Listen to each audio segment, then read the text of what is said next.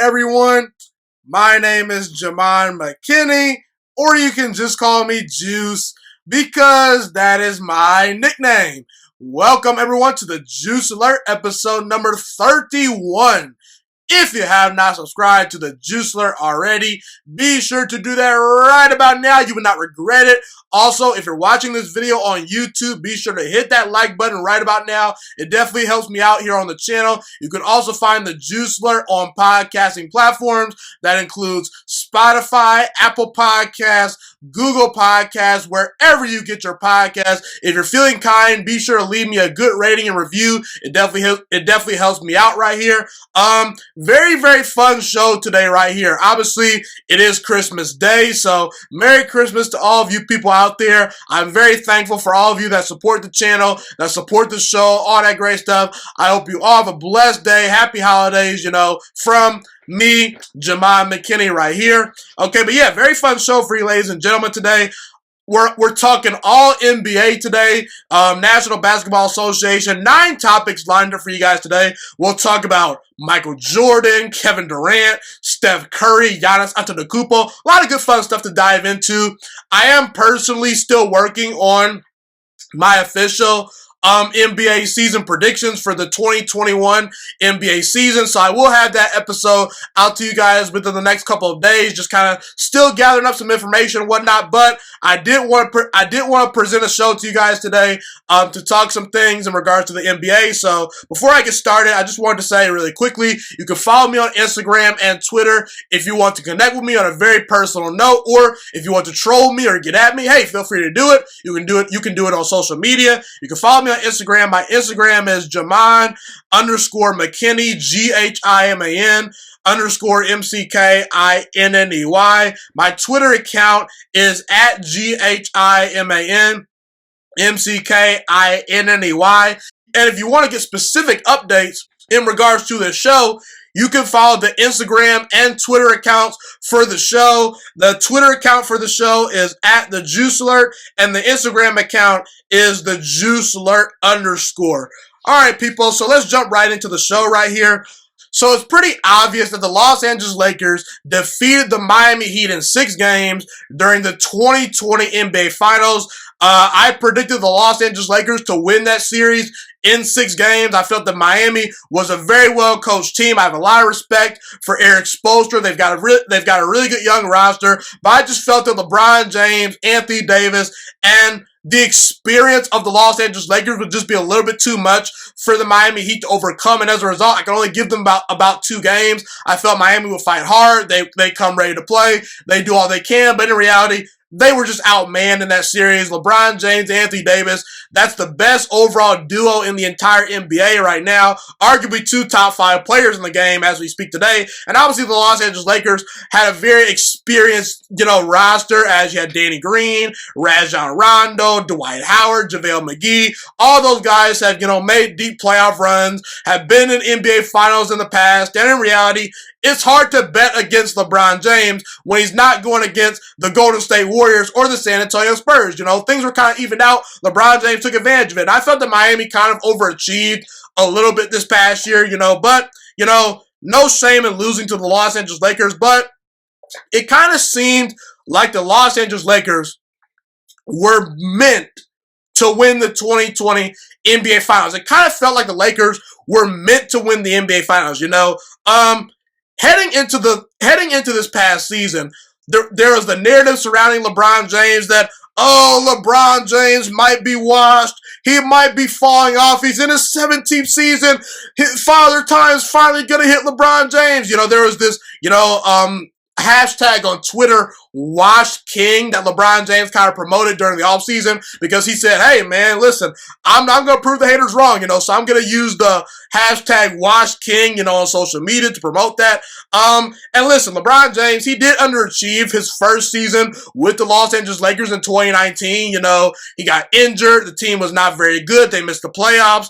And people question if LeBron James came to the Los Angeles Lakers to specifically win basketball games, or if he came to Los Angeles to be all about the Hollywood lifestyle, because people say LeBron's in too many commercials. He's trying to be in too many movies. He's all about the Hollywood lifestyle. He ain't about basketball. And I just think that was far from the truth. Personally, I was not one to write off LeBron James. I never felt that LeBron was washed or that he was going to fall off anytime soon. I still recognize that he was one of the top 3 players in the game of basketball. And today, as we speak right now, he still might arguably be the best player in the NBA as we speak today in 2020. And there was also some people like Stan Van Gundy, who I have a lot of respect for. Stan Van Gundy knows his basketball, who said the Lakers should trade LeBron James. And I just didn't know about it. I didn't buy into LeBron falling off. LeBron James did respond in this past season.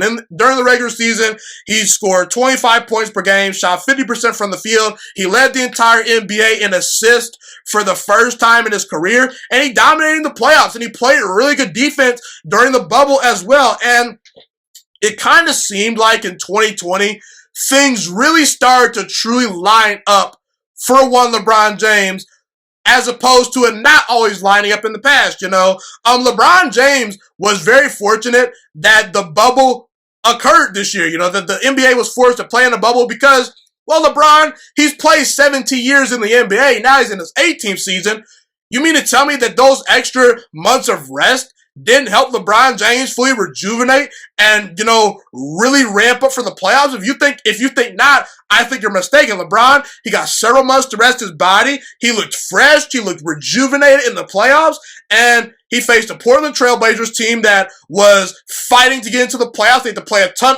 Damian Lillard, CJ McCollum had to play a ton of minutes, had to play a ton of games in a route to actually making the playoffs. Then you run into the Lakers, and well, that's hard to overcome, okay? Then LeBron, he faced the Nuggets in the Western Conference Finals. Not saying that he could not have beaten the Los Angeles Clippers, but a lot of people felt that the Los Angeles Clippers were a bad matchup for the Lakers. Nope. LeBron, he dodges them. And in the NBA Finals, the Miami Heat, Gordon Dragic and Bam Adebayo, they weren't healthy for the full series. And I'm not trying to take anything away from LeBron James winning the 2020 NBA Finals just because I do think that is an authentic title. Some people say there's an asterisk behind the title. LeBron, he got the easy way out this time. The Clippers lost. He had to face the Nuggets. Yeah, LeBron, this is a flawed championship. I'm not one of those people. I really truly believe this title should not have any asterisks next to it, And let's be real. In the past, LeBron James, he's had, situations where Kevin Love, Kyrie Irving had been hurt during the NBA Finals, and he's basically left out there with Matthew Dellavedova to try to beat Steph Curry, Klay Thompson, and Draymond Green in a very good Warriors team, okay? And I think LeBron James showed great leadership this past season because we saw a very talented team in the Los Angeles Clippers melt down during the stretch of the NBA season. LeBron James, he kept the Los Angeles Lakers really focused, really dialed in all season. And as a result, they got the number 1 seed in the NBA. And it paid off. The Lakers, they won the championship. They were focused. They saw the task at hand. And they responded to the challenge. And last but not least, the Los Angeles Lakers winning the 2020 NBA Finals was a tribute to one Kobe Bryant. Kobe Bryant obviously died on January 26, 2020, as well as his daughter, Gianna Bryant. Okay, so Kobe Bryant died. Gianna died in that tragic plane crash. Also, prayers up to the other people that died during that crash as well. And I really think the Los Angeles Lakers players really became a little bit extra motivated because they wanted to win the NBA championship for one Kobe Bryant. In memory of Kobe Bryant, the Los Angeles Lakers were your 2020 NBA champions. Anthony Davis answered a lot of questions in the bubble. A lot of people said Anthony Davis is soft. Anthony Davis can't be on a winning team. He didn't win enough in New Orleans. I think that Anthony Davis answered all those questions in the bubble. Also, shout out to Frank Vogel. I think that a lot of people were critical of the Lakers, hiring Frank Vogel personally. I actually like the hire just because Frank Vogel did a lot of good things with the Indiana Pacers a couple of seasons ago. When Paul George, Roy Hibbert, and Lance Stevenson and David West were all teamed together. They made it to several conference finals. If it were not for one LeBron James, we could have seen Frank Vogel lead that Pacers team to an NBA Finals, at some point, back when he was in Indiana, I did worry about Frank Vogel a little bit just because the Orlando Magic, they got better once he left. But hey, Frank Vogel, he did a heck of a job coaching the team up. LeBron James, he's won his 4th NBA championship. He's amazing. He's an all-time great, no doubt about it. Definitely at worst the top 5 player of all time. And he's still at the top of his game in his 18th season in the NBA. And it's pretty clear, like I said, that the Los Angeles Lakers were just truly meant and were truly destined to win the 2020 NBA Finals. Okay, I want to talk about LeBron James once again. Obviously, LeBron James has won 4 NBA titles. He's got 4 Finals MVPs for his career, 4 regular season MVPs. He's a 16-time All-Star. 5 times he's made all defensive first team. He was a scoring champion back in 2008. He led the league in assists this past year in 2020. He was the 2004 Rookie of the Year. He's 3rd all-time in career points. And as I speak today, LeBron James is in his 18th season, and he's still arguably maybe the best player in all basketball in year number 18. That's amazing. That's unprecedented. However, despite all those accomplishments and despite all those facts, LeBron James winning a 4th NBA championship does not make him the greatest basketball player of all time. He's not the GOAT. LeBron James is not the GOAT. He's not the greatest basketball player of all time. The greatest basketball player of all time, still to this day, is Michael Jeffrey Jordan of the Chicago Bulls. And while I compare LeBron James and Michael Jordan to one another, I've compared them in the past. I honestly really don't like making these comparisons just because I still think the gap is somewhat wide between LeBron James and Michael Jordan. I do think LeBron James is closing the gap on Michael Jordan, but when it comes to comparing the two, I always use this analogy. Tom Brady is considered the greatest quarterback of all time by most NFL fans. Most people consider Tom Brady the greatest quarterback of all time. And a big reason why is because of his accomplishments. He's won 6 Super Bowls. He's got 4 Super Bowl MVPs. And for what it's worth, Tom Brady, he's the all-time touchdown pass leader. He's won 3 MVPs. He's accomplished a lot. And over time, he's piled up great numbers and great statistics. However, you will never hear anyone say that Tom Brady is more talented than Aaron Rodgers or Peyton Manning or Patrick Mahomes or Dan Marino. Tom Brady does not win the argument for the most gifted quarterback or even being one of the 5 most physically talented quarterbacks of all time.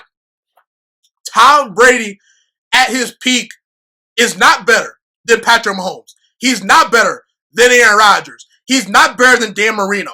He's not the most talented guy, okay? Now, obviously, talent doesn't mean everything, but when you watch Tom Brady play, you're not wowed as much as when you watch some of these other guys I mentioned, okay? You'll never hear someone say that Tom Brady is more talented than Aaron Rodgers because it's just flat out wrong. Not only is Michael Jordan more accomplished than LeBron James, I believe that he's just flat out better at basketball. Michael Jordan is the more talented player. The only thing LeBron James does better than Michael Jordan is rebound the basketball because he's a little bit bigger, he's a little bit taller, he's a little bit stronger, and he passes the basketball better than Michael Jordan. He does 2 things better. That's it. Outside of that, when you look at Michael Jordan, we could talk about the fact that he's won 10 scoring titles. LeBron James has won 1 scoring title in his career. And keep in mind, Michael Jordan, he played in a better defensive era than LeBron James. Michael Jordan, 10 scoring titles in 15 seasons. He laps LeBron James in scoring. Not even close. Michael Jordan's the better scorer.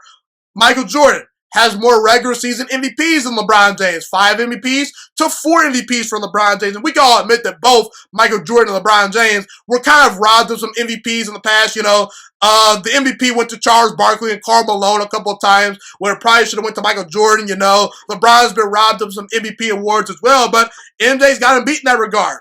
Michael Jordan is the better defender between him and LeBron James. Michael Jordan, 9 times was selected to first team all defense. LeBron James has only been selected to first team all defense 5 times. Michael Jordan has won a Defensive Player of the Year award.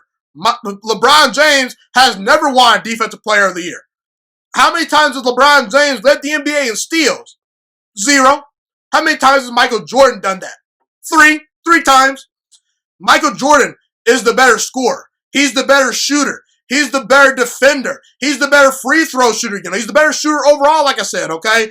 Michael Jordan fits into a system better than LeBron James. He's a better off-ball player than LeBron James.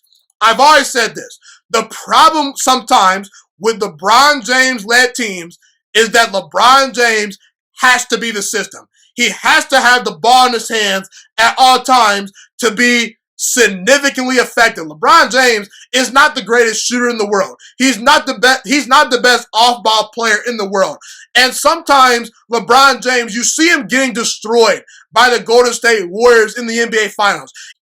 The reason why that is because LeBron James is the system. And I'm sorry, if one player is your system, you will not beat the Golden State Warriors. You will not beat the San Antonio Spurs. I understand LeBron James. He's an amazing passer and whatnot. But LeBron James, everyone makes the argument, oh, LeBron makes his teammates better. I think what people fail to realize is this.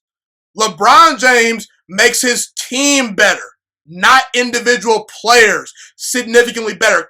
Kyrie Irving was a 20-point per game scorer before LeBron James got to Cleveland. He's still a guy that can get you 25 to 27 points on any given night if he's on his A game. Anthony Davis was a dominant player before LeBron James joined up with him in Los Angeles. He just wasn't on a great team in New Orleans, you know. Chris Bosh was a number 1 option on his own. Dwayne Wade was a number 1 option on his own.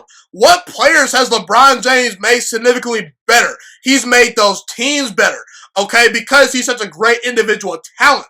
But because LeBron James has to be the system, because LeBron James has to have such a high usage rate, because LeBron James has to have the ball in his hands a whole bunch of times, sometimes that hinders the team. And while Michael Jordan definitely held the basketball a lot, Michael Jordan got to his spots very quickly and just knocked down them J's, man. Michael Jordan, he didn't dribble the basketball a ton. He just quickly got to his spots and quickly scored, you know. He's a great off-ball player, you know. LeBron is a one-man show at times. Michael Jordan, he fits into a system better than LeBron James, okay? That's why you see his teams function at a higher rate at times than one LeBron James, okay? And both Michael Jordan and LeBron James shoot about the same percentage from the field. Michael Jordan is around 49% for his career. LeBron shoots about 50%, and that includes the years in which Michael Jordan played with the Washington Wizards. So really they shoot about the same percentage from the field, okay? And let's talk about the playoffs, you know, once again, because a lot of LeBron James fans say LeBron has never lost in the first round of the playoffs. And that's fair. Michael Jordan has. However, Michael Jordan made the playoffs as a rookie, people. LeBron James didn't make the playoffs until his 3rd season in the NBA. Carmelo Anthony made the playoffs as a rookie. How come LeBron James couldn't make the playoffs as a rookie? Both Carmelo Anthony and LeBron James were picked top 5 in the draft. Both went to bad teams. I'm just saying, people, obviously Melo is not on LeBron's level. LeBron James is significantly better than Carmelo Anthony, but I'm just saying, Carmelo made the playoffs as a rookie. LeBron James didn't, okay? And when it comes to the NBA Finals, it always seems weird to me how LeBron James fanboys or the quote-unquote bronzesexuals have anointed LeBron James ahead of Michael Jordan when he's got a losing record in the NBA Finals.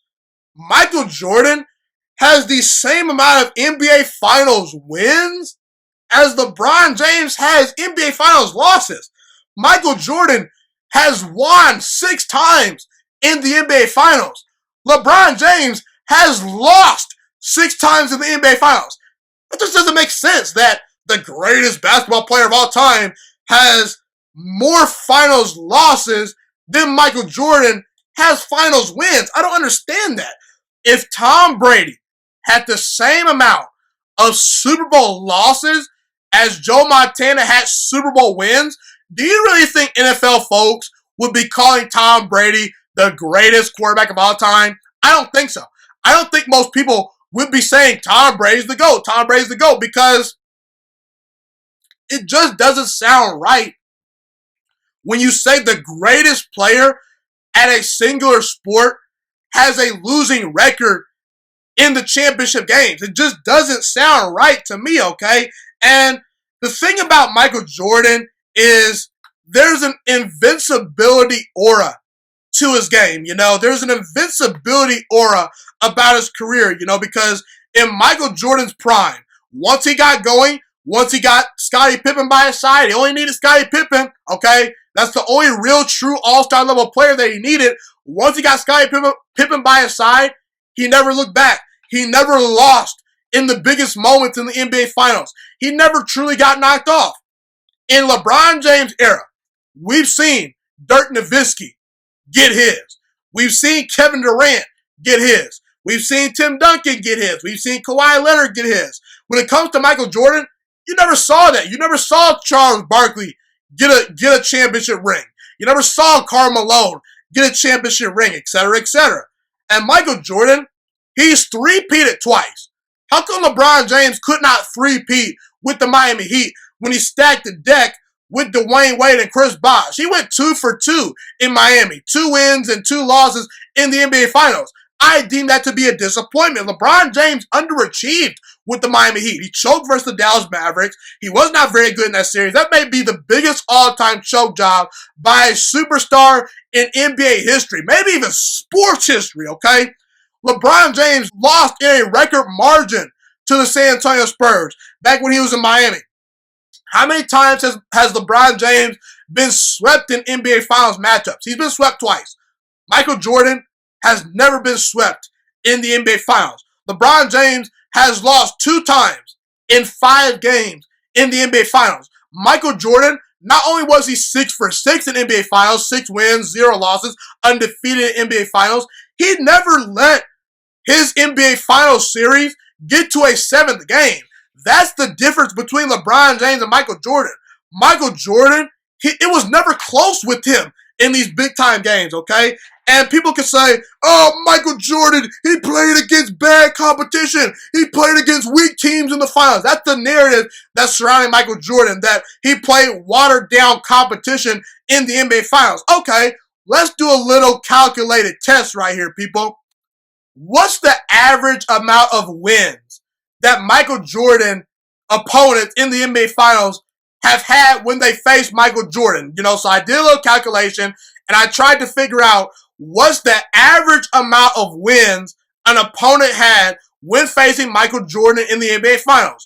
The average win total for Michael Jordan opponents in the NBA Finals is 61 wins. I did the same thing for LeBron James. Do you know what LeBron James' opponents average? They average 59 wins heading into the NBA Finals when they face LeBron James. So on average, based on the amount of wins that those teams got in the regular season, LeBron, on average, faced a 59-win team when he was in the NBA Finals. Michael Jordan, on average, faced a team that won about 61 games. And keep in mind, these stats could have been skewed because LeBron James faced the 73-win Golden State Warriors, who to me are a little bit overrated based on all-time status. But LeBron, he got a win versus them. Congratulations. But when I hear people say, oh, Michael Jordan played in a watered-down NBA, but then when we look at the actual results, it's false. How about we just admit the fact that Michael Jordan was so much better than the opponents that he faced that we thought the NBA was watered down. Because Michael Jordan dominated so much, that's what most people thought. They thought, oh, the NBA is trash. The NBA is no good. There's no competition. When in reality, if you take Michael Jordan away from that era, it was a very competitive NBA. There were some great players and great teams that he faced, okay? And you could talk about LeBron James having more career points, more career rebounds, more career assists than Michael Jordan. Listen, LeBron James has played longer than Michael Jordan. He's going to pass him in all the statistical categories. He's going to pass him as far as the numbers go. A lot of people have passed Joe Montana on the all-time touchdown pass list. Joe Montana is not even top 10 in career touchdown passes for his career. But we know what Joe Montana presented to the table. It's the same thing with Michael Jordan. I don't need to hear, oh, Karl Malone has more points. LeBron James has more career points. Kobe Bryant has more career points. I don't care. Okay? I evaluated these guys at their peaks. Michael Jordan, at his peak, was the best of all time, and it wasn't even close. And you know what I also hate to hear? I also hate to hear that LeBron James fanboys always say, oh, Michael Jordan has so much more help than LeBron James. And some years when LeBron James got to the NBA Finals, I will admit, his supporting cast was not the greatest. We could talk about 2007. We could talk about the fact that he faced the Golden State Warriors back in the 2015 NBA Finals, where he didn't have Kyrie Irving, didn't have Kevin Love. He just wasn't going to win the NBA Finals. He just wasn't going to win that NBA Finals, okay? But keep in mind, Michael Jordan, throughout his prime, only needed one All-Star to win 6 NBA championships, and he did not lose in the finals, okay? That one All-Star was Scottie Pippen. Dennis Rodman did not make an All-Star team when he was in Chicago with the Bulls. Michael Jordan only needed Scottie Pippen, and Scottie Pippen, for his career, averaged a whopping 16 points per game.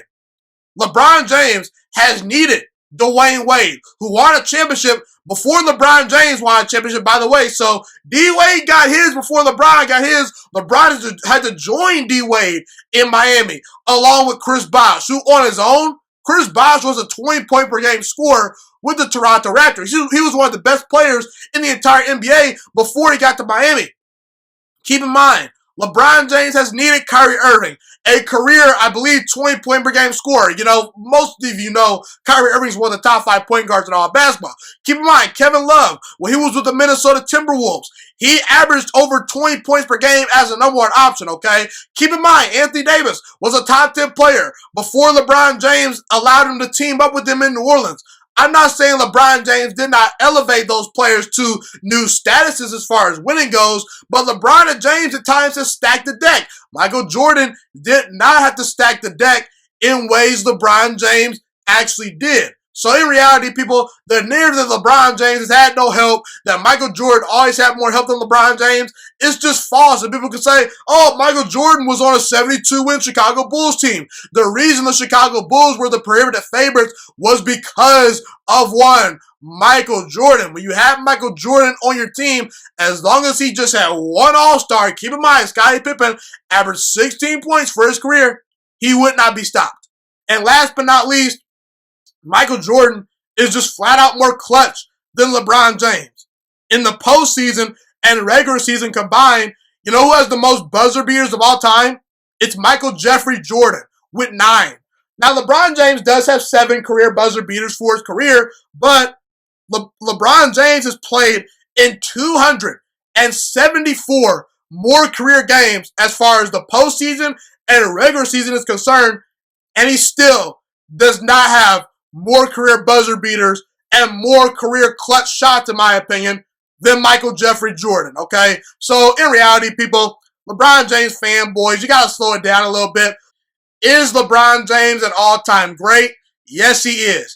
Is LeBron James the greatest basketball player of all time? No, he's not. So, in reality, LeBron James is an all-time great, but LeBron James winning a 4th NBA championship does not make him the greatest basketball player of all time.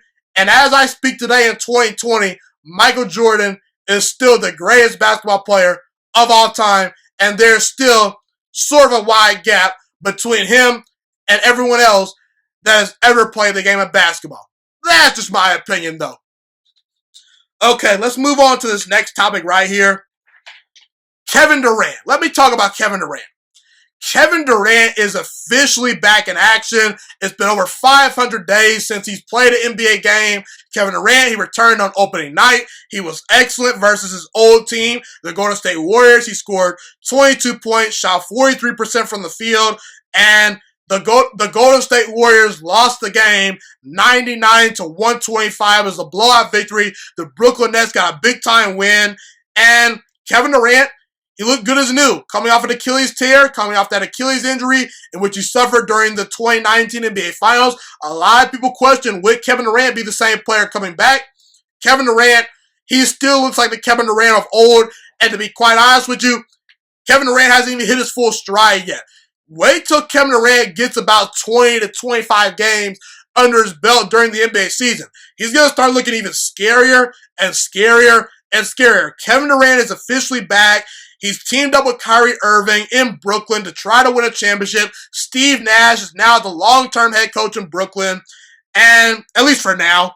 And I wholeheartedly believe that Kevin Durant is going to win the Brooklyn Nets a title at some point within the next 4 seasons. It could be this year. Maybe it's this year. Maybe it's not. But Kevin Durant, he signed a 4-year deal with the Brooklyn Nets.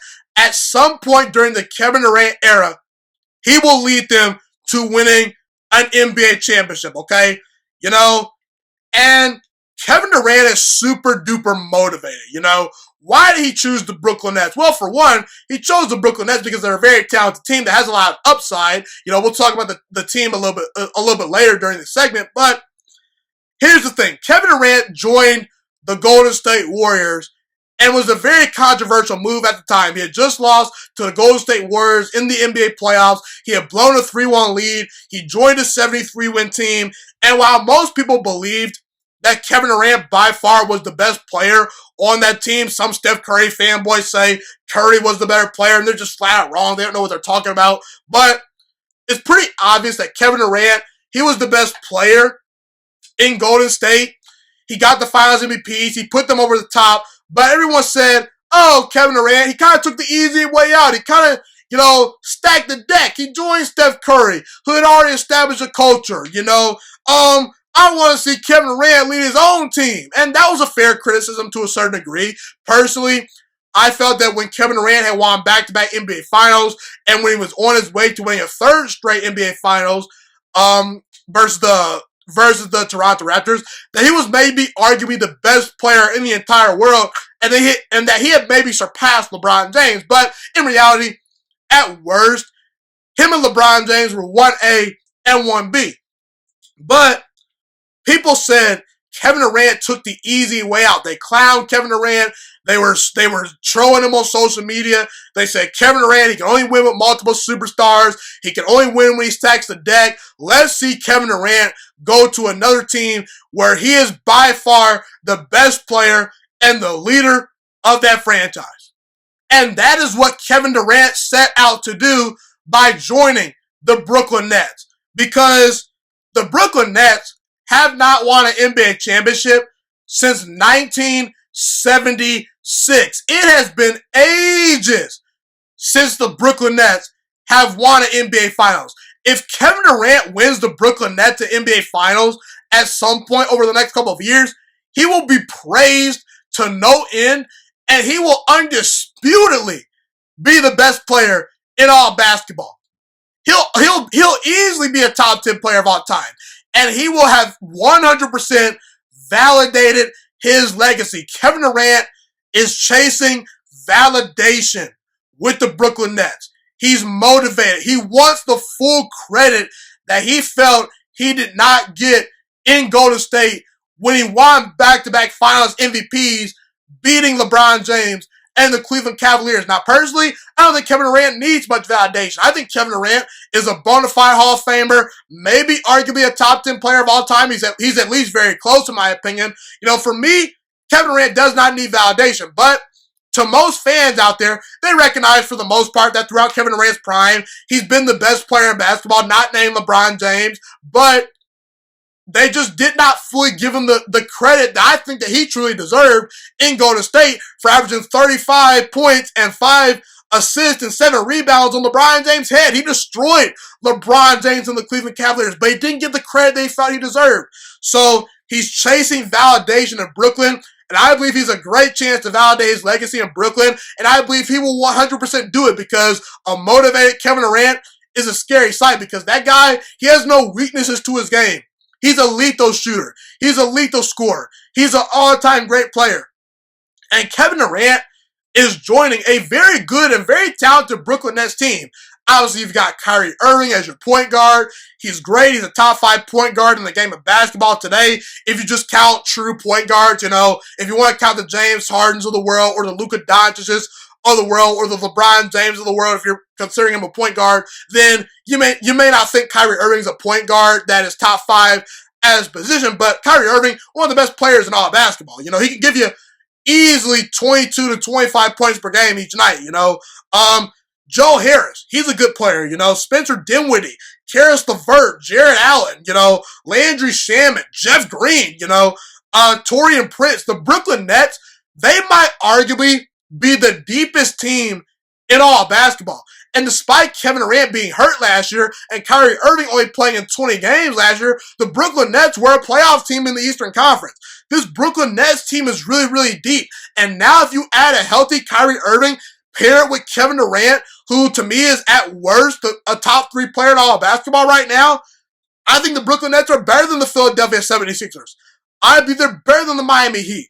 I believe they're better than the Milwaukee Bucks. And last but not least, Steve Nash, I believe in him. Steve Nash is a former NBA player. He's a former point guard, a former quarterback of an NBA team to a certain degree, because the quarterback of a basketball team usually is the point guard, the distributor, the leader of the team, the guy that runs the show as far as the offense goes. And Steve Nash, he did a great job of having the Brooklyn Nets prepared on opening night. I believe in Steve Nash. I really do. I believe in Mike D'Antoni as his assistant coach. I believe in Amari Stoudemire as his other assistant coach. I believe in that coaching staff. I believe Steve Nash is going to do great things for Kyrie Irving and Kevin Durant. He definitely has what it takes, in my opinion, to become a great NBA head coach. I believe in the Brooklyn Nets, and I believe that at some point, Kevin Durant will 100% win the Brooklyn Nets at least one title during his time in Brooklyn. No doubt about it, in my opinion. I now want to talk about Kevin Durant's former team, the Golden State Warriors. On opening night of the 2021 NBA season, the Golden State Warriors lost 125 to 99. The game was not very close. Obviously, there was no Draymond Green. Obviously, Klay Thompson's out for the entire year due to injury. This is the second straight year in which Klay Thompson is out due to injury. But it's pretty clear to me, watching that game and evaluating the Golden State Warriors roster as of right now in 2020-21, it's pretty clear to me the Golden State Warriors are no longer a great team. Now, are they a good team? Yes. I'm excited to see James Wiseman. I think Steve Kerr is a very good head coach. Steph Curry is a great player. You know, he's a top 5 player in the game of basketball still to this day, arguably. Andrew Wiggins, he's a good player, no doubt about it. I did actually like the Andrew Wiggins move that the Golden State Warriors made. But I don't know. I just don't think the Warriors are as dominant as they once were. Now, could the Warriors make the playoffs? Yes, it's possible. But I would not be shocked if the Golden State Warriors missed the playoffs in 2020. Again, I'm not making that official prediction.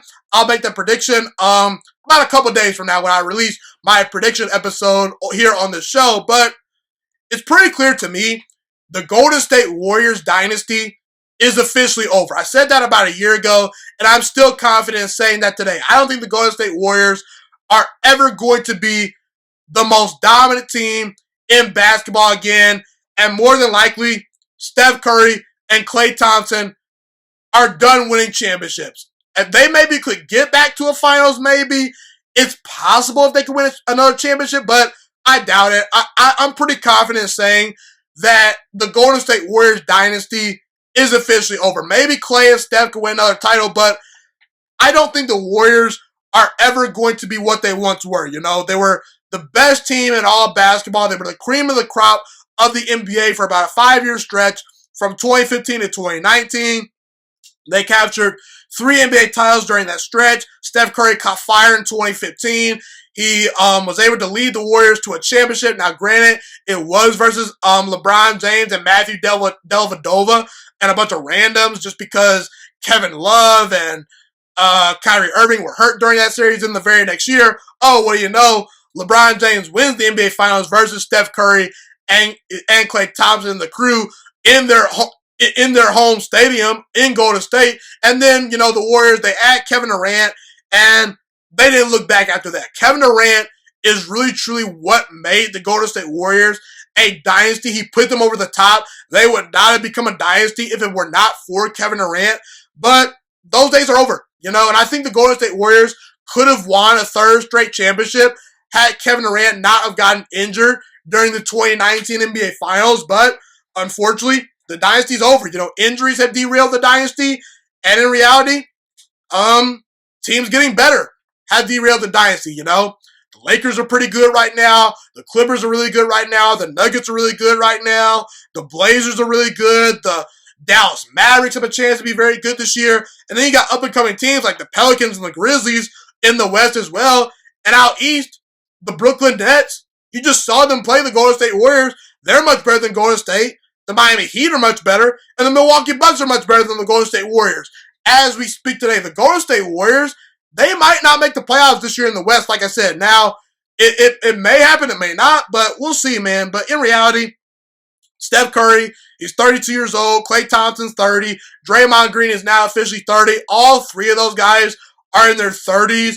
I think in the next about 2 years, you'll start to see a little bit of decline from these guys. You're already seeing decline from Draymond Green, and in reality, I think Steph Curry and the Golden State Warriors are officially done dominating the NBA. It is pretty obvious as I speak today that the Golden State Warriors dynasty is officially over. And by the way, there were also rumors that the Golden State Warriors maybe could have went after Giannis Antetokounmpo. That's off the table too, because now Giannis, he's signed long-term with the Milwaukee Bucks for the next 5 years. So Golden State can't even make that move anymore. So yeah, in reality, the Golden State Warriors dynasty, led by Steph Curry and Steve Kerr and the rest of the crew, it's officially over. I now want to shift to the Miami Heat.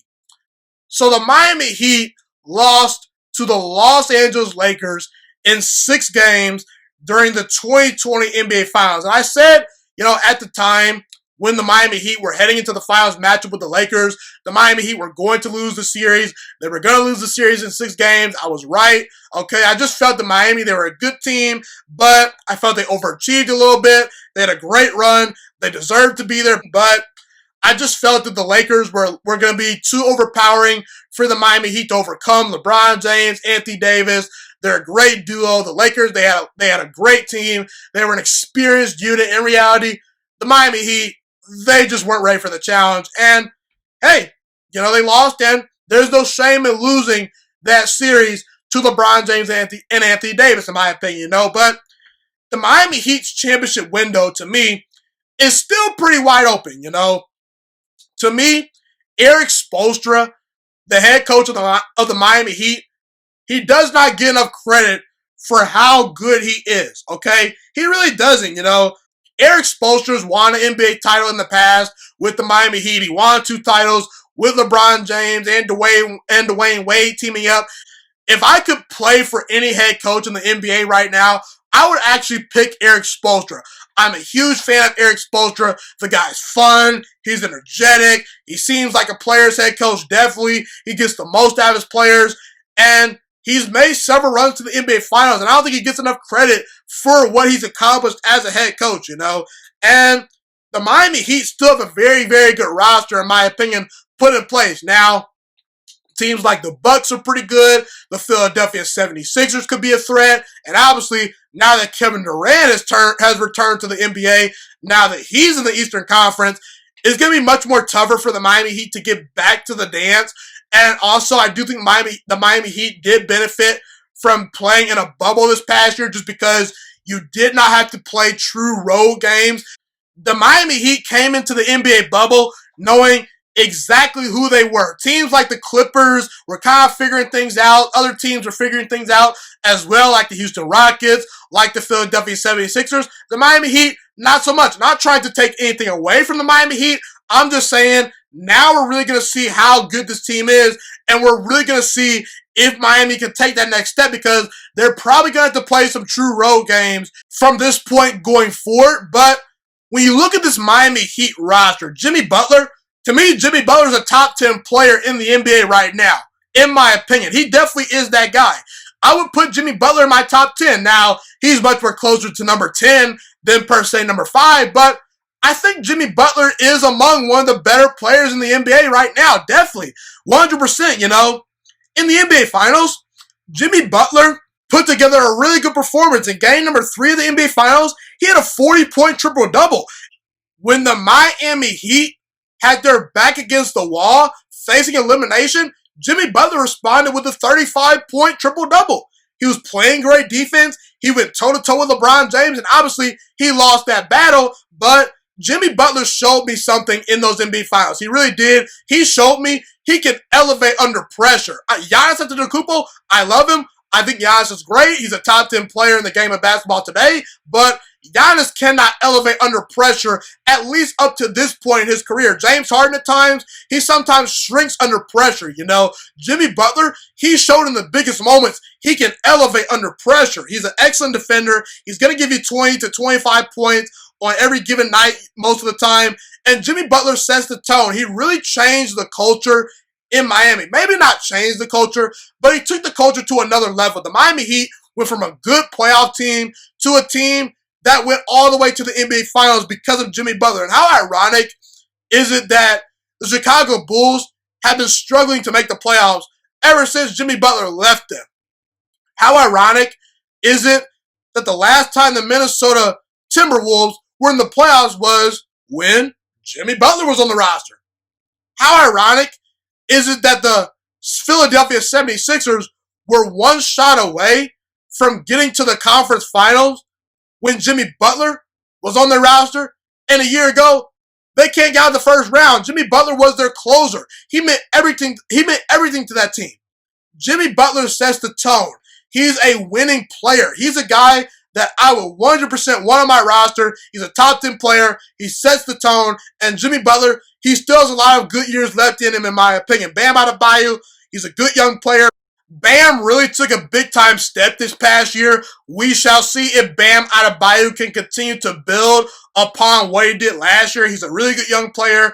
Tyler Herro's really good. He's young as well. Gordon Dragic, he's a good player as well. You saw when Gordon Dragic was hurt and could not play during those NBA Finals games, the Miami Heat really struggled to score points. They really struggled to put the ball in the basket. Gordon Dragic, he's a key piece to that puzzle. Kendrick Nunn, Duncan Robinson, Kelly Olynyk. You just added Avery Bradley. The Miami Heat, they have a very good roster, and I honestly won't be shocked if the Miami Heat return to the NBA Finals at some point over the next 3 to 4 seasons, okay? I really, truly believe the Miami Heat are in a great position. And keep this in mind. Miami's a big-time market. You got Pat Riley. You got a great front office that's not afraid to spend some money, and they're not afraid to make trades. The Miami Heat, they will make some moves. So I really could truly see a situation where the Miami Heat maybe trade away a couple of their young players to get a superstar-level player. There actually was some reports that the Miami Heat were interested in James Harden. I do think if the Miami Heat can get James Harden to be a part of their roster, they 100% should do it. That definitely could make them among one of the top 3 teams in all basketball, without a doubt in my mind. James Harden, he'd be a great addition to that team, so we'll see, man. And now the Miami Heat know what it's like to get to the NBA Finals. Now they can really build on that. They can try to take the next step. They know what's required to get there. Now they need to work to the goal of actually getting over the top. They have a lot of good young players. They're in a great spot. I love Eric Spoelstra as their head coach. And the Miami Heat, their championship window is wide open right now as I speak today. Giannis Antetokounmpo officially re-signed with the Milwaukee Bucks. He signed a big-time contract. He's there for the next 5 seasons, okay? And I know some people are saying, Giannis is stupid. Giannis is dumb. Giannis will regret re-signing with the Milwaukee Bucks. He'll never win a championship there.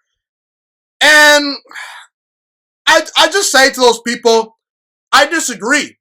I don't think Giannis Antetokounmpo should regret re-signing with the Milwaukee Bucks. And I'll tell you why. But before I tell you why, I will say I'm happy that Giannis actually did re-sign with the Bucks, just simply because it's great for the NBA. Because there were rumors that Giannis potentially was going to join the Golden State Warriors or the Miami Heat, or dare I say, people even threw out the Los Angeles Lakers. Now, personally, I was not shocked when Giannis Antetokounmpo decided to stay with the Milwaukee Bucks, just because I kind of got the sense that Giannis just simply did not want to team up with other superstars. My gut told me that Giannis kind of felt that he had everything that he needed in Milwaukee. Giannis is a down-to-earth guy, you know. I was not shocked that Giannis decided to stay with the Bucks, okay? And this is also great for the NBA just because Milwaukee is sort of a small market. And anytime you have a great player in a small market that will attract tickets as far as revenue goes, that will get the buzz going in that city, it's always great for the NBA, you know.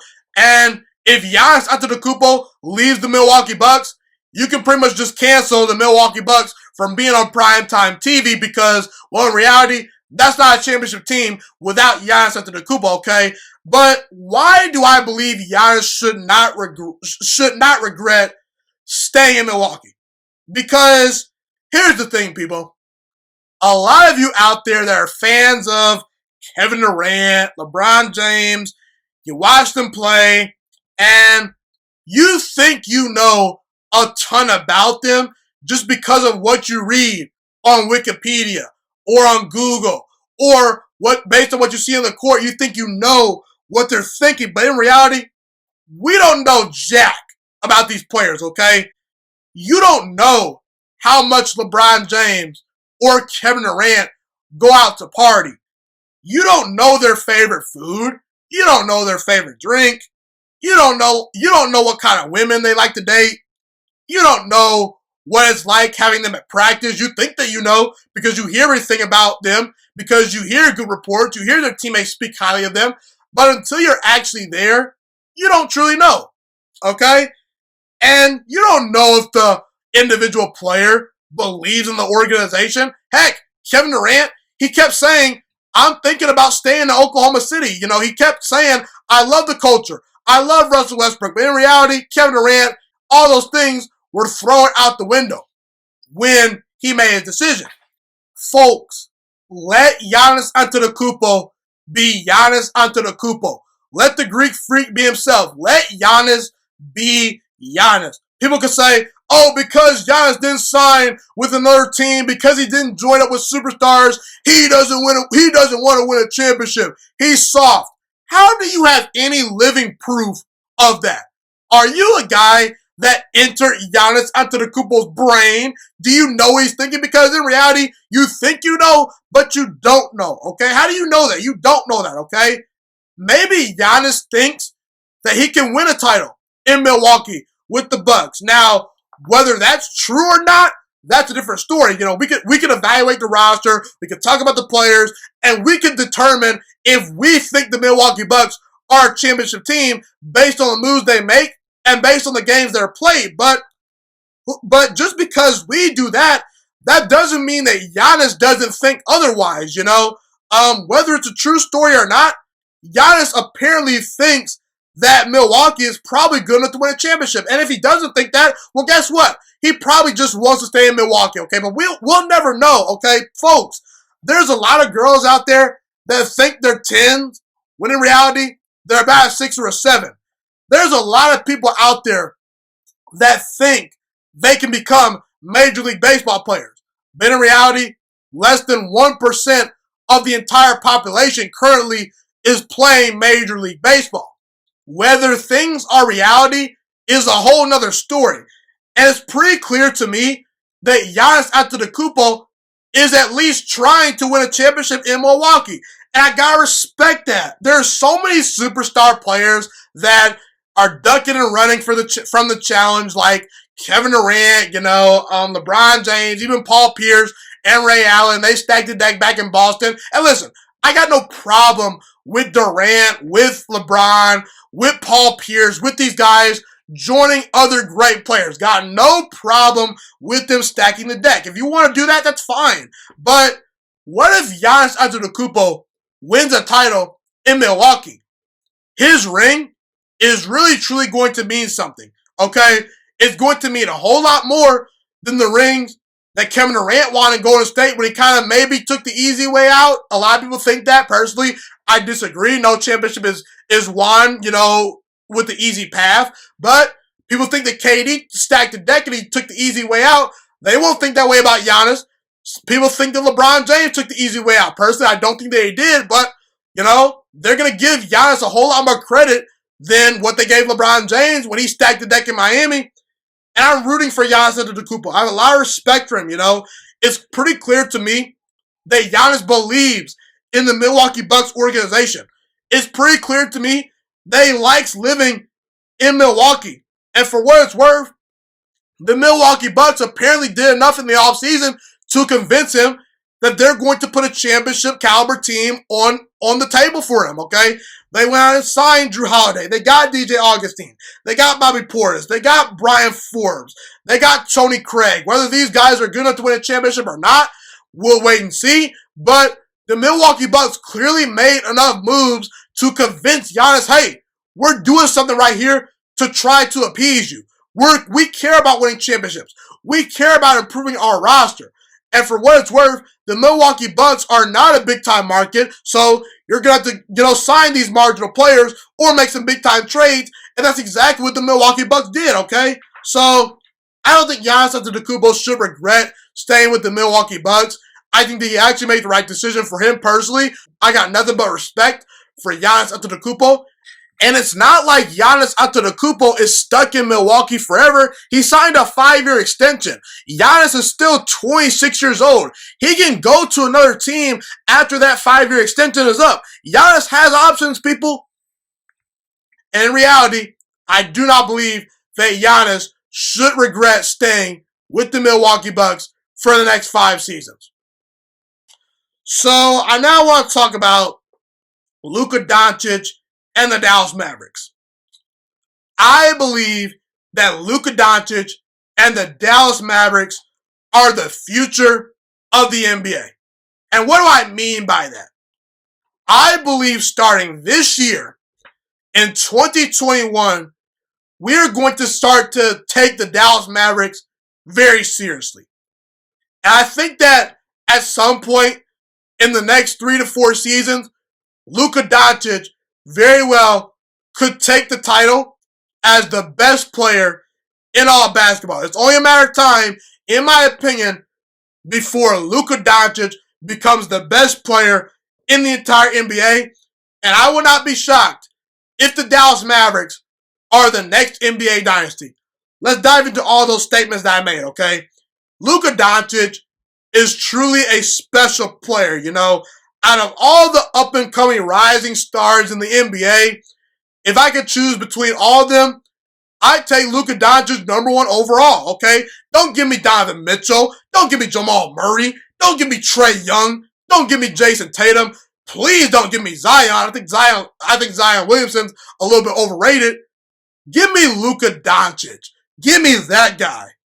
Folks, last year, Luka Doncic averaged 29 points, 9 rebounds, and nearly 9 assists while being 21 years old.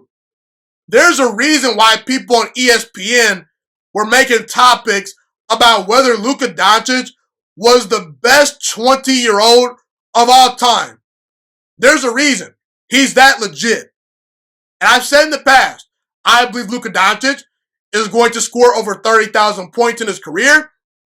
I believe he'll at least win 1 regular season MVP, maybe more than that. And I believe that Luka Doncic has a chance to win multiple NBA titles. Folks, did you watch the 2020 NBA playoffs? Did you see Luka Doncic go against Kawhi Leonard and the Los Angeles Clippers and average 31 points per game on a bum leg, on an injured leg? Did you not see him outplay Kawhi Leonard? Did you not see him hit that game-winning shot in game number 4 when the Dallas Mavericks had their backs against the wall? Luka Doncic strikes me as a guy that in the playoffs is going to elevate under pressure. There are certain players that stay the same under pressure. There are certain players that shrink under pressure. And there are certain players that will elevate consistently under pressure. Luka Doncic, I want the ball in that guy's hands in crunch time. He just has that it factor about him, And when I mentioned Luka Doncic very well could lead the Dallas Mavericks to having maybe potentially the next NBA dynasty, let's look at the last 10 NBA finals and let's look at the top 2 players that were in the NBA finals on the respective teams, okay? In 2020, you had LeBron James and Jimmy Butler, okay? 2019, you had Kawhi Leonard and Steph Curry. Kevin Durant was injured, so I don't count him. 2018 was Kevin Durant and LeBron James. 2017, Kevin Durant and LeBron James. 2016, Steph Curry and LeBron James. 2015, Steph Curry and LeBron James. 2014, LeBron James and Tim Duncan. 2013, same thing. 2012, LeBron James and Kevin Durant. And back in 2011, you had Dirk Nowitzki defeating LeBron James and the Miami Heat. Do you know it's a trend right there? Usually you got top 10 players in the NBA Finals as far as who's the best players on the court. Durant's been a top 2 player. Kawhi Leonard, you can make the argument he's still a top 5 player in the game. Jimmy Butler's a top 10 player. Steph Curry was a top 5 player. Tim Duncan was at the top of his game for a long time. You see star-studded players in the NBA Finals. And Luka Doncic, he, in my opinion, going forward, is going to be ranked among the top 3 to 5 players in the NBA at worst over the next decade. Maybe he very well could become the best player in all basketball very soon because LeBron James, he can only play for so long. Kevin Durant can only play for so long. Steph Curry can only play for so long. And among all the up-and-coming rising stars, I think Luka Doncic is better than all of them, okay? And a big key to this puzzle is going to be Kristaps Porzingis. Kristaps Porzingis has a lot of talent. I'm a big believer in Kristaps Porzingis. He's only 25 years old. He's a 7'3" big man that can give you 20 points per game on any given night. He rebounds. He blocks shots. He can hit some three-pointers. The only problem about Kristaps Porzingis is, can he stay healthy? That is a fair criticism of Kristaps Porzingis. But let's say Kristaps Porzingis never overcomes the injuries. And by the way, if Kristaps Porzingis does overcome his injuries and stay healthy for a good amount of time, him and Luka Doncic are easily one of the best duos in the entire NBA. And if Kristaps Porzingis continues to get better and better, they very well could be a top 3 duo in the entire NBA very, very soon. No doubt about it, okay? But let's say Kristaps Porzingis, unfortunately, he doesn't pan out. He just can't stay healthy, constantly is injured. You mean to tell me the Dallas Mavericks can't trade the guy? Folks, there's a sucker born every day. Some random team, like maybe the Knicks, who initially got rid of Porzingis, some team like the Knicks, or I don't know, maybe the Hawks, the Magic, some team out there that, is going to overspend and overpay for players is going to trade for Kristaps Porzingis if he's on the trading block, okay? It's just going to happen. He has too much value. He has too much upside. He will get another look on their team if the Dallas Mavericks put him on the trade block. And if you do put Kristaps on the trading block and you have the opportunity to trade him, you're going to get a lot of assets back for Kristaps Porzingis. And the Dallas Mavericks, they're a big-time market. They're a team that can attract free agents. They have the money to go out and spend on some big-time players. They can lure in some big-time free agents. I definitely love to live in Dallas, Texas. It's a beautiful place. I've been there before. And in reality, Rick Carlisle is another piece to the puzzle that no one is talking about. Rick Carlisle, to me, is arguably the most underrated great coach in the entire NBA. He's won a championship before. He's been to the NBA Finals. He's an excellent head coach. He always has Dallas competing. He may not be in the tier with the Greg Popoviches of the world, but if you take away Greg Popovich, there's not very many coaches out there, in my opinion, that are better than Rick Carlisle. I believe in Rick Carlisle and what he's building, and I truly believe that if Luka Doncic continues to expand his game and the Dallas Mavericks play their cards right, eventually the Dallas Mavericks very well could become the next NBA dynasty.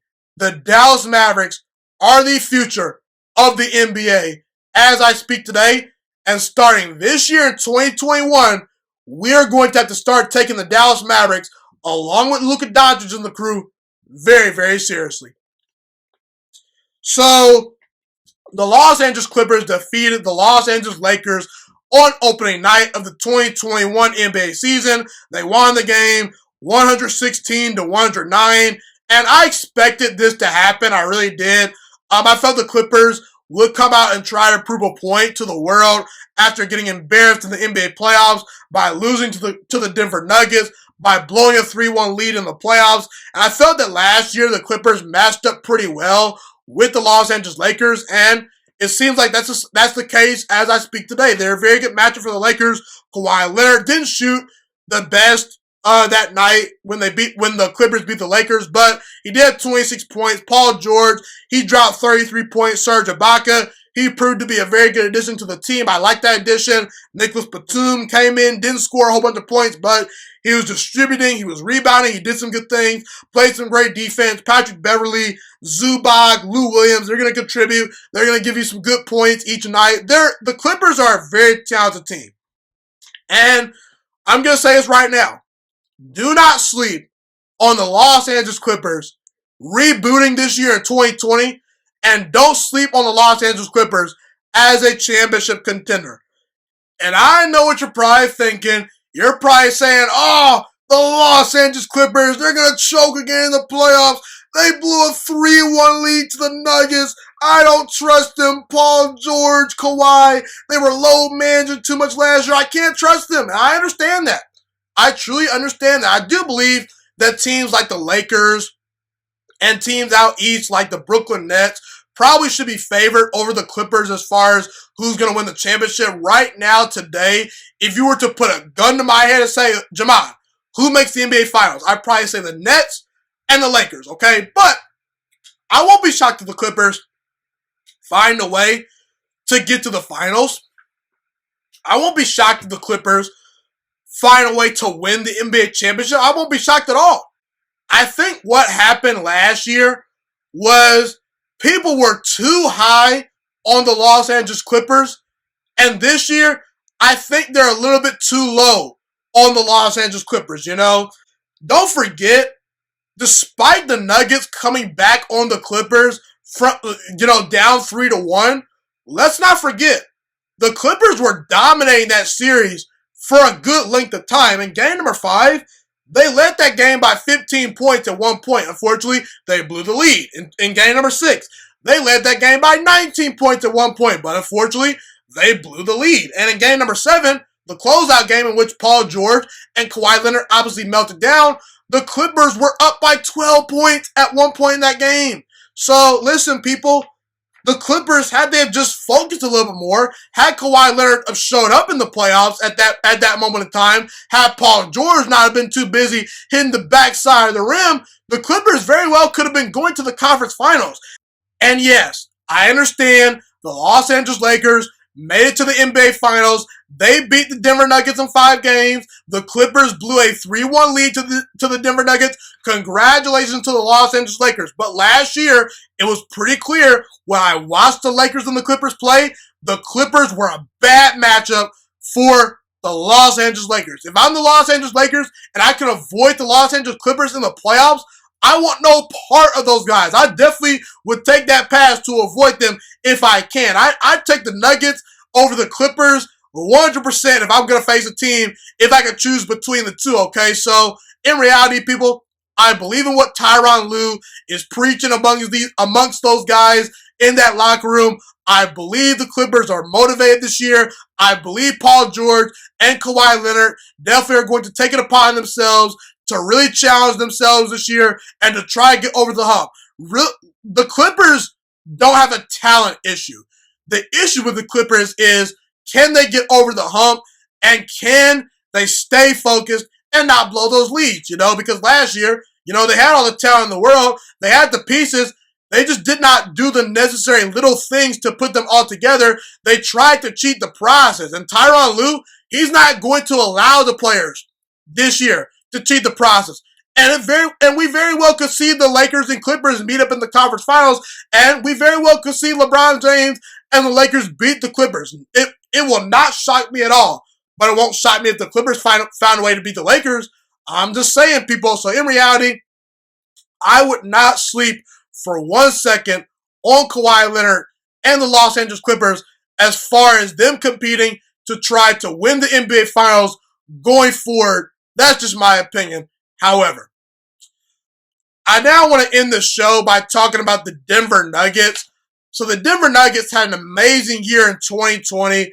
They made it all the way to the Western Conference Finals. They upset the Los Angeles Clippers, who were actually a favorite among a lot of people. I think Vegas might have had the Clippers favorite to win the championship entering the bubble. I could be wrong about that, but the Clippers, a lot of people felt the Clippers were just locks to get to the conference finals, were locks to maybe get to the finals, and the Nuggets, they defeated them. They came back down 3-1 in that series, and they defeated the Los Angeles Clippers last season. Now, obviously, they lost in 5 games to the Lakers, but there's no shame in losing to LeBron James and Anthony Davis. I think Denver obviously overachieved last year, okay? But I don't think the Denver Nuggets are a one-hit wonder. I think the Denver Nuggets are definitely building something really, really good, and I would not be shocked if the Denver Nuggets find themselves in the conference finals once again. I think the Denver Nuggets should be in the championship picture once again this year and going forward until proven otherwise, okay? And a big reason why I say that is because I really do believe in Michael Malone, their head coach. I think Michael Malone does not get enough credit for what he gets out of his current roster. He's a very good head coach. I think he's very underrated. I like their head coach, Michael Malone. And the roster is very, very good. Nikola Jokic, he's only 25 years old. He's one of the best big men in all of basketball. He's an excellent passer, excellent finisher around the basket. He can hit the 3-ball. He can hit some mid-range shots. He can play above the rim a little bit. Not the most athletic guy, but he can definitely play above the rim sometimes. Nikola Jokic is really, really good. And right now, he's just starting to enter his prime. He's only scratching the surface. Jamal Murray, okay? He's only 23 years old. He has not entered his prime yet. He's just now scratching the surface. Did we not see the 50-point game that Jamal Murray had during Game 4 of the first round of the playoffs versus Donovan Mitchell and the Utah Jazz? Did we not see him hit clutch shot after clutch shot? Did we not see him take his game to another level? You know, Jamal Murray is their shot creator, and he's the guy that will hit those perimeter shots in the big-time moments when Denver needs them, okay? Obviously, Nikola Jokic is very clutch as well, but Jamal Murray, he's going to get you those buckets on the perimeter. He's very good at attacking the basket as well. He's very creative. He's really, really good. He's a borderline superstar in my opinion, okay? And you still got Michael Porter Jr., who's only 22 years old. Back when Michael Porter Jr. was at Missouri, I said despite his injury, he might be the best player in that draft. Now, obviously, Luka Doncic and Trae Young have taken the title as the 2 best players in that draft up to this point, you know. But Michael Porter Jr., he has all the requisite tools and he has the requisite skill set to become a superstar level player one day. So in the next 3 to 5 years, we could be talking about Nikola Jokic, Jamal Murray, and Michael Porter Jr. being a 3-headed monster. All 3 of them within the next 2 to 3 seasons could be superstar level players. That's scary. Combine that with guys like Jeremy Grant, Will Barton, Paul Millsap. He's the veteran guy on the roster that kind of controls the tempo of the team. He's the veteran guy. He's the leader. You got Gary Harris. You got Malik Beasley. You got Mason Plumlee. This is a really good, well-rounded Denver Nuggets roster. And obviously the Denver Nuggets, they're going to have to get past the Lakers eventually. They're going to have to get past the Clippers once again. The Portland Trail Blazers are definitely a team that deserve your respect out west. If the Golden State Warriors reboot next year, they could be a threat. Obviously out east, Kevin Durant and the Brooklyn Nets cannot be ignored. Obviously the Milwaukee Bucks cannot be ignored. Obviously the Toronto Raptors cannot be ignored. Even teams like the Boston Celtics are really good. And I did not even mention the Miami Heat, who just made it to the NBA Finals last year, okay? There's a lot of good NBA teams out there, but I think the Denver Nuggets deserve our respect, and I don't think the Denver Nuggets are a one-hit wonder. I would not be shocked if the Denver Nuggets get over the hump at some point within the next 3 to 5 seasons. Look out for the Denver Nuggets. They deserve your respect, and Jamal Murray, Nikola Jokic, Michael Porter Jr. and this Denver Nuggets roster, as currently constructed, is only scratching the surface. Well, people, that's pretty much all I have for you guys today. Thank you so much for joining me today on the show. I will have more content out for you guys very, very soon. Once again, a Merry Christmas to you all. If you made it to the end of the show and you're watching on YouTube, be sure to comment some of your favorite gifts that you've ever received on Christmas Day. What'd you get for Christmas this year? What'd you get your girlfriend? What'd you get your mom? What'd you get your dad? What did you receive? Let me know in the comment section. Love to hear what you guys have to say. Do you love Christmas cookies? Leave me a little Christmas gem out there if you're watching on YouTube currently. Also, there's some big-time matchups, obviously, here on Christmas Day in the NBA. Who are your picks to win each game? Off the top of my head, I believe the Mavericks play the Lakers. I believe the Celtics play the Brooklyn Nets. There's a lot of good matchups. Let me know who you're picking in each Christmas Day matchup. Love to hear what you guys have to say. Once again, it's been Jamon McKinney here on the Juice Alert. This has been episode number 31. I'm signing out. Thank you so much for tuning in, and I'm Ghost. Thank you so much for watching this video today. Please also note that the Juice Alert Sports Podcast is not just a YouTube channel. It is available on all podcasting platforms, including Spotify, Google Podcasts, iTunes, and Apple Podcasts. Also, if you enjoyed this video, be sure to like, comment, subscribe, and share this content with all your friends. This podcast is my favorite thing in the entire world right now. It is my passion. I want more people to listen to this podcast. I really want this podcast to grow. Also, a fun fact about me is that I want to go into the sports broadcasting and media world once I graduate from the University of Toledo, a college in Northern Ohio. I am looking to become one of the next great sports broadcasters and analysts out in the world. And I potentially would like to start my own network if this podcast really truly grows. Or if I fall short of that goal, I would love to work for a big-time network like ESPN or Fox Sports 1. I am open to all networks. So if you believe in my dreams and you see or hear my passion through the screen, be sure to tell all your friends about the Juice Alert Sports Podcast. Stay motivated, you guys. Have a God bless day, and I'm out.